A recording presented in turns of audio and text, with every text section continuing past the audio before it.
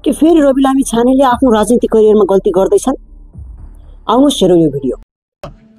राजनीति गर्छु भनेर वर्षौं जीवन बिताएका मानिसहरूले गरेको राजनीतिले देशमा निकास दिन सक्दैन। त्यतिखेर कलाकार, पत्रकार, खेलाडी सबैजना राजनीतिमा आउँछन्। ठिक भन्नुभयो।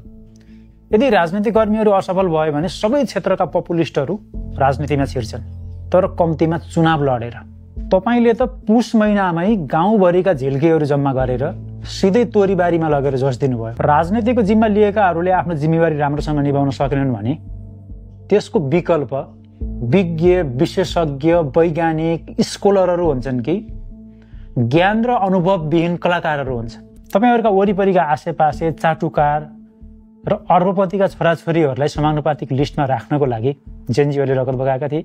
जेनजीले केबल कार जलाएका नेपाल उद्योग वाणिज्य महासंघका अध्यक्ष चन्द्र ढकालका छोरा सचिन, व्यवसायी विद्युषी राणा, कुलमानका भान्जा डाक्टर राम तामाङ तथा सम्धि र सचिवालयमा रहेका व्यक्तिका श्रीमतीसम्म समानुपातिकको सूचीमा परेका छन्। दलित कोटातर्फ एकजना घिमिरेलाई सिफारिस गर्नुभयो। नेपालमा कति प्रतिशत मान्छेहरूलाई थाहा छ घिमिरे थरको पनि दलित हुन्छ भनेर?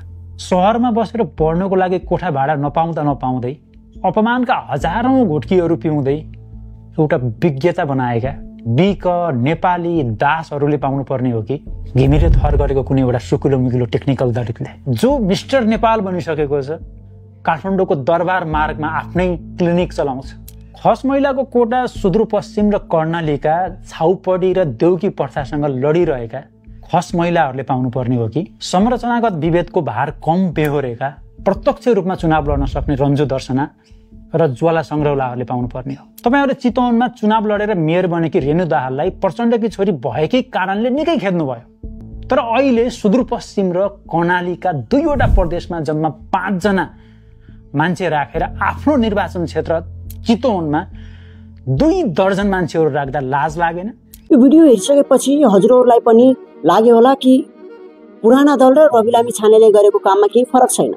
वास्तवमा यदि यही नै हुने हो भनेपछि फरक केही पनि देखिँदैन।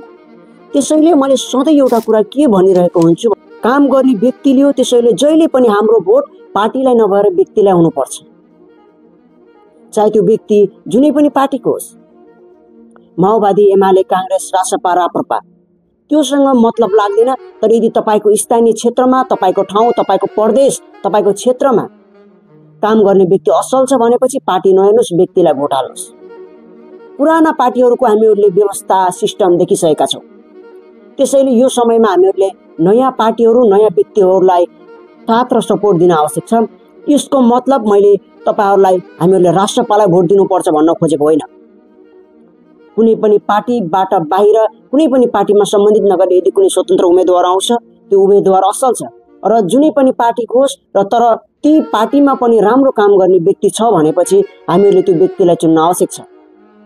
म कुनै पनि पार्टीलाई सपोर्ट गर्दैन, तर म त्यो पार्टीभित्र रहेका व्यक्तिहरूलाई सपोर्ट गर्छु जसको भिजन राम्रो छ, जसले आउने समयमा आफ्नो ठाउँको लागि एउटा राम्रो काम गर्छु, राष्ट्रको लागि राम्रो काम गर्छु भनेर भिजन बोकेको मान्छे छ भने म त्यो व्यक्तिलाई सपोर्ट गर्छु। त्यसैले अबको भोट पार्टीको लागि होइन, अबको भोट परिवर्तनको लागि हुन आवश्यक छ। रासपाले गल्ती गर्दै जाने र रासपालाई सबै जनताहरूले आँखा बन्द गरेर समर्थन गरे भनेपछि आउने समयमा फेरि पनि रासपालाई सपोर्ट गर्ने, रासपालाई समर्थन गर्ने हरेक जनताहरू पनि रासपाको झोले नै भनिनेछन्। त्यसैले यो भोट परिवर्तनको लागि हस्त। धन्यवाद। जय नेपाल।